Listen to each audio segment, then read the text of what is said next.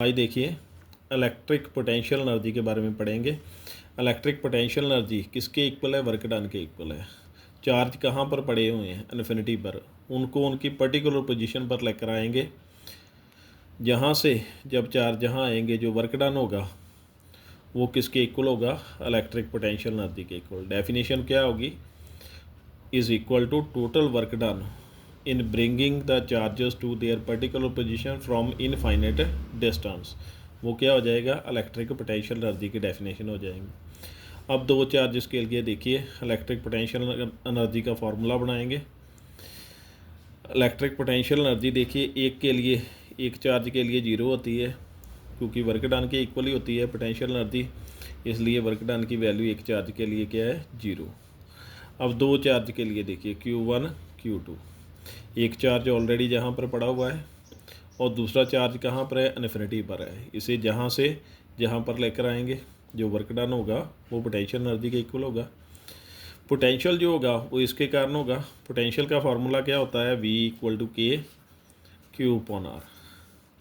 इन दोनों में distance R12 late किया है, तो जहाँ पर फिर क्या आ जाएगा?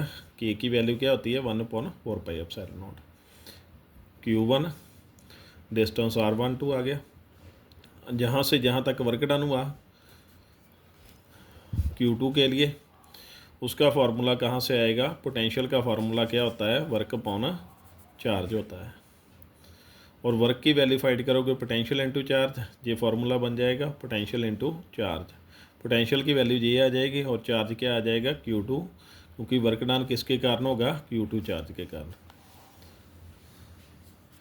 अब देखिए ये पोटेंशियल पहले चार्ज के कारण आ गया V1 और Q2 मल्टीप्लाई हो गया इसके साथ, ये फार्मूला अप्लाई हुआ। Work equal to potential into charge. अब देखिए जो वर्क डन है उसका फार्मूला ये आ गया और पोटेंशियल एनर्जी दो चार्ज के कारण कैसे लिख दी है? W1 + W2। W1 की वैल्यू ये देखिए जीरो है, एक चार्ज के कारण वर्क डन जीरो होगा, पोटेंशियल एनर्जी भी जीरो होगी। और दूसरे की वैल्यू ये कैलकुलेट की है, ये पुट कर दीजिए आप। जो टोटल वर्क डन होगा वही पोटेंशियल एनर्जी के इक्वल होगा। डेफिनेशन में यही बोला, वर्क डन जो है पोटेंशियल एनर्जी के इक्वल हो गया और ये इसका फॉर्मूला बन गया। अगर आप पोजीशन वेक्टर के टर्म में लिखना चाहते हो तो आप लिख सकते हो R2 - R1। अगर 2 1 होगा तो क्या लिखोगे? ऐसे होगा R12, तो ऐसे लिख दोगे R2 - R1। अगर R2 1 होगा तो ऐसे लिख दोगे R1 - R2, ऐसे आ जाएगा। ये पोजीशन वेक्टर के टर्म में लिखा हो R12 और जो मॉड का साइन डाला हुआ, मॉड का साइन का मतलब क्या है? मॉडुलस इसका मैग्नीट्यूड, सिर्फ जो वेक्टर जो है ऊपर नहीं होंगे, मैग्नीट्यूड होगा इसका। मॉड का साइन अगर डाल देंगे, जहाँ पर वेक्टर नहीं है तो ये ऐसे आ जाएगा। ये पोजीशन वेक्टर के टर्म में हो गया। अब तीन चार्जेस के लिए पोटेंशियल एनर्जी कैलकुलेट करनी हो तो कैसे कैलकुलेट करेंगे? ये देखिए ऐसे चार्ज पड़े हुए हैं Q1 Q2 Q3। अब देखिए वर्क डन पहले इन दोनों में आ जाएगा, दूसरा इन दोनों में आ जाएगा और तीसरा इन दोनों में आ जाएगा। कोई भी आगे पीछे लिख सकते हो आप। देखिए पहला वर्क डन फार्मूला सेम ही रहेगा 1/4πε0 Q1 Q2।